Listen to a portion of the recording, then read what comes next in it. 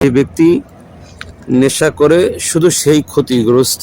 আসলে এটা ভুল ধারণা।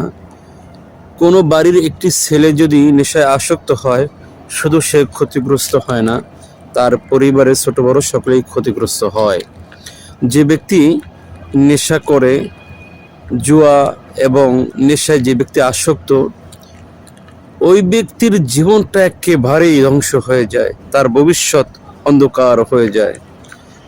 নেশায় যে ব্যক্তি আসক্ত, সে সমাজে ভালো মানুষ হয়ে দাঁড়াতে পারে না। যে ব্যক্তি নেশায় আসক্ত, সে কখনো সুন্দর একটি জীবন উপহার পায় না।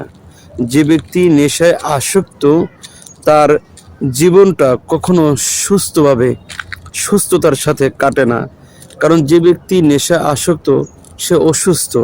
আর অসুস্থ ব্যক্তিকে কেউ ভালোভাবে কখনো গ্রহণ করে না, তাকে সকলে অবহেলা করে, অ্যাভয়েড করে চলে। অতএব যে ব্যক্তি নেশায় আসক্ত, ওই ব্যক্তি কখনো সমাজে ভালো কোনো কিছু উপহার দিতে পারে না।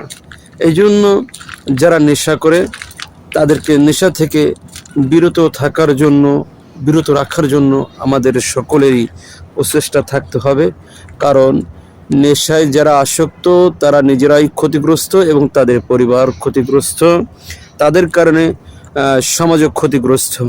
আসুন আমরা যে যার জায়গা থেকে পরামর্শ দিয়ে, বুদ্ধি দিয়ে সহযোগিতা করে যারা নেশায় আসক্ত, তাদেরকে আমরা ভালো পথে আনার চেষ্টা করব, ইনশাআল্লাহ।